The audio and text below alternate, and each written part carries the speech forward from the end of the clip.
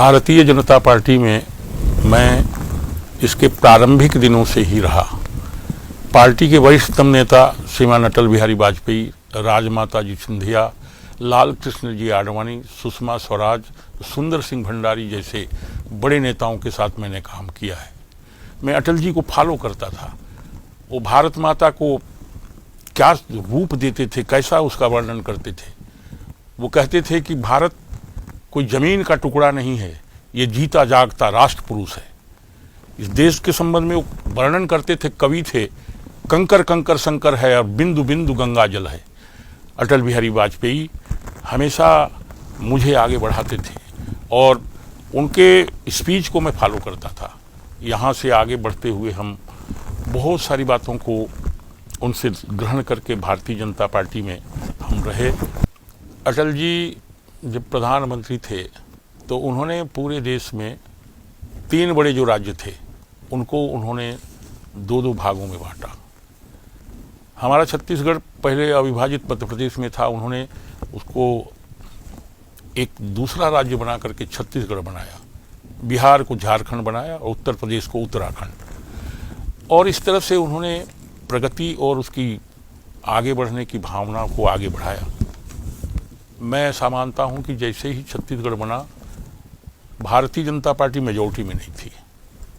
हम लोग अलग आए 2000 में और कांग्रेस मेजॉरिटी में थी, इसलिए अजीत जोगी कांग्रेस पार्टी के नेता बने, वो मुख्यमंत्री बनाए गए।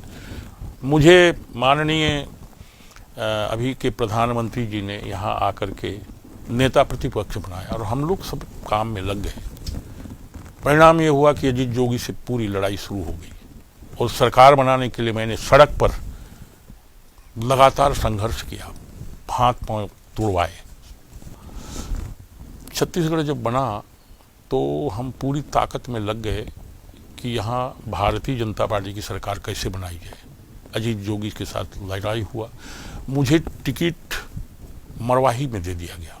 मैंने कहा कि मरवाही से मैं चुनाव नहीं जीतूंगा, लेकिन प्रदेश को जिता दूंगा, पार्टी को जिता दूंगा और मैं तपकरा से खुद जीत के आऊँगा, यहाँ नहीं जीत सकता। लेकिन यहाँ भी षड्यंत्र पूर्वक मुझे मरवाही में तो लड़ाया गया, लेकिन तपकरा की टिकट काट दी गई। अजीत जोगी के साथ जब मेरा संघर्ष शुरू हुआ, मैं उसके विरुद्ध आंदोलन नगर घड़ी चौक में प्रारंभ किया था। बहुत सारे लोग थे और वहाँ पर बेरहमी से लाठीचार्ज हुआ, मेरे पर भी और सब पर। दाहिने पैर का घुटना टूट गया और 166 लोग घायल हो गए। उसके बाद में मैं प्लास्टर बांध करके पूरे प्रदेश का दौरा किया और इस दौरे के कारण अजीत जोगी हिल गए और परिणाम ये हुआ कि जैसे चुनाव का समय आते गया, हम बहुत तेजी से पार्टी को ऊपर ले आए। जब सरकार बड़े चुनाव हुआ तो भारतीय जनता पार्टी विजयी हो गई, लेकिन वहाँ मुझे आकर के बताया गया पार्टी के नेताओं के द्वारा, क्योंकि मुझे एक टिकट काट दी गई थी, कि बोले मुख्यमंत्री आपको ही बनाना था लेकिन आप चुनाव नहीं जीत पाए। और परिणाम ये हुआ कि किसी अन्य को बना दिया गया और लाठी डंडा, मेहनत, परिश्रम हमने किया और हमको किसी भी प्रकार के किसी दायित्व से वंचित कर दिया गया। सबसे एक महत्वपूर्ण बात है, उस समय जब भारतीय जनता पार्टी की सरकार थी, उसके निर्माण में सबसे बड़े एक हमारे योजनाकार, लड़ाकू और तेजस्वी नेता थे दिलीप सिंह जूदेव। बंधुवर दिलीप सिंह जी अपने मूंछ को दांव पर लगा करके कहा कि अगर सरकार नहीं बनेगी तो हम मूंछ एक तरफ काट देंगे, और उन्होंने बहुत परिश्रम किया। लेकिन सबसे दुर्भाग्यपूर्ण बात ये थी कि दिलीप सिंह जी को नीचा दिखाने के लिए अपने ही गवर्नमेंट में तरह तरह के षड्यंत्र हुए। जसपुर में 5, 7, 10 लाल बत्ती मार दिया गया। जब वो एक कार्यक्रम में थे और खुड़िया दीवान उनके साथ में बैठे हुए थे, उनको पुलिस ने जबरदस्ती घसीट करके ला करके वो अपने गाड़ी में डाल दिया। कोई कार्रवाई नहीं हुई उस समय, और केवल ये काम दिलीप सिंह जी को नीचा दिखाने की दृष्टि से किया गया। दिलीप सिंह जी चाहते थे कि वहाँ प्रगति भी हो, विकास भी हो, लेकिन वहाँ पर उनको कैसे किनारे किया जाए केवल ये कार्यक्रम हुए, प्रगति बिल्कुल रोक दिया गया। बाद में उनकी जब प्रतिमा वहाँ लगाने का बात आया, उसके लिए भी कितना संघर्ष करना पड़ा ये सभी लोग जानते हैं। वो सरकार ऐसा चल रही थी कि भाई कोई कार्यकर्ता की जरूरत नहीं है, ब्यूरोक्रेट सब काम कर लेंगे। ये उस समय का बात था। दिलीप सिंह जी हमारे प्रिय भाई इस बात का विरोध करते थे कि ठीक है, कार्यकर्ता भी काम करेंगे, ब्यूरोक्रेट्स तो करेगा ही, लेकिन उनकी इस बातों को सुना नहीं जाता था और हमेशा किसी न किसी रूप में उनको कैसे नीचा दिखाया जाए ये कोशिश होती रही। दिलीप सिंह जी ने कहा कि ये तो प्रशासनिक आतंकवाद जसपुर में फैला हुआ है, इससे कैसे कार्यकर्ताओं को बचाया जाएगा, यहाँ काम कैसे होगा। लेकिन इस विषय पर कोई चर्चा नहीं, कोई बातचीत नहीं हुई, किसी प्रकार का इस पर संज्ञान नहीं लिया गया।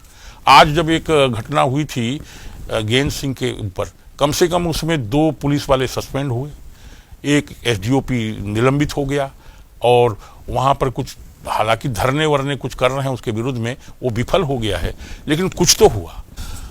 आने वाले समय में जब चुनाव हुआ तो दिलीप सिंह जी को नीचा दिखाने की दृष्टि से पोस्टर बैनर से उनका फोटो नाम सब गायब कर दिया गया। कार्यकर्ताओं ने जब विरोध किया कि ऐसे कैसे हो सकता है कि जसपुर में इतना बड़ा चुनाव हो रहा है और माननीय दिलीप सिंह जी का फोटो नाम कुछ भी नहीं है, तब दूसरा मैंने पोस्टर और बैनर बनवाया गया। ब्यूरोक्रेट्स जिस तरह से हावी हो रहा था, कार्यकर्ता किनारे हो गए थे, इसका विरोध करता था कि भाई यहाँ पर कार्यकर्ताओं की भी सुनी जानी चाहिए, उनके हिसाब से भी काम होना चाहिए, ब्यूरोक्रेट्स तो करें ही।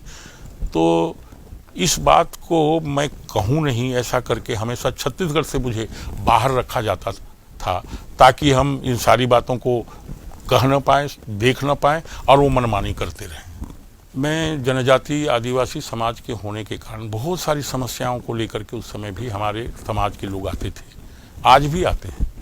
तो मैं उनकी समस्याओं के समाधान की दृष्टि से हमेशा कहता था कि भैया ये जो जनजाति वर्ग है इसका समाधान भी होना चाहिए। जो मंत्री हैं और बड़े मंत्री लोग हैं उनको बोलता था, लेकिन उस समय मेरे विरुद्ध में एक बात कही जाती थी कि आदिवासियों की मीटिंग करके ये तो हमेशा आदिवासी मुख्यमंत्री की बात करते हैं और लोगों को भड़काते रहते हैं। मैंने कहा कि ठीक है, मुझे कभी पत्रकार पूछते थे तो बोलता था कि ये आदिवासी स्टेट है, आदिवासी मुख्यमंत्री हो तो बहुत अच्छी बात है, लेकिन ये निर्णय करने का काम केंद्रीय नेतृत्व का है, केंद्रीय संगठन का है, ये भी बात करता था। अभी ये स्थिति हो गई है, भारतीय जनता पार्टी के जो कार्यकर्ता हैं, मैं बहुत पुराने समय से पार्टी में काम कर रहा हूँ, इसको आगे बढ़ाने के लिए, खड़ा करने के लिए बहुत सारे लोग जुड़े हुए हैं। उनके बहुत सारे फोटो भी मेरे साथ में शायद हों। मुझे जानकारी मिली है कि वो लोग अब उनको ऐसा भयाक्रांत कर दिया गया है, वो भयभीत हो गए हैं कि कोई फोटो वोटो है तो उसको भाई कोई मैंने किसी ऑनलाइन या किसी उसमें डालना नहीं है जिससे कोई देख सके। भयभीत हो गए हैं और उनको ऐसा भयभीत कर दिया गया है कि अगर डॉक्टर नंद कुमार साय के साथ जिसका फोटो होगा वो पार्टी से शायद बाहर भी हो सकता है। इस तरह से करके जिस पार्टी को मैंने बहुत लंबे समय तक अटल बिहारी वाजपेयी से लेकर अब तक निरंतर उसको मजबूत करने में लगा रहा, लेकिन अब ऐसा हो गया है कि मेरे साथ कोई दिख जाए, मेरा फोटो किसी के प्रति लगा हुआ हो, मैं बताना नहीं चाहता। एक व्यक्ति ने कहा कि भैया वो जो फोटो तुम डालने वाले थे उसको डालना मत, उसमें साई जी का साथ है। ऐसे हमारे कार्यकर्ता भयभीत हो गए हैं। ये अत्यंत दुर्भाग्यपूर्ण बात है। इसीलिए मुझे लगता है कि ऐसी स्थिति अगर बनी हुई है तो इस पार्टी से अब हट जाना ही सबसे बेहतर होगा और मैंने सोचा है कि इस पार्टी से अब मैं इस्तीफा देता हूँ। मैं बहुत भयभीत, भयाक्रांत और एक तरह से व्यथित हूँ।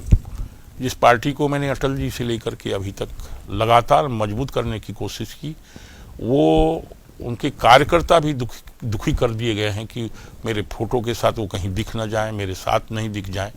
इसीलिए मैंने निर्णय किया है कि अब भारतीय जनता पार्टी की प्राथमिक सदस्यता और सारे पदों से जिसमें भी मुझे रखा गया है उससे मैं इस्तीफा देता हूं।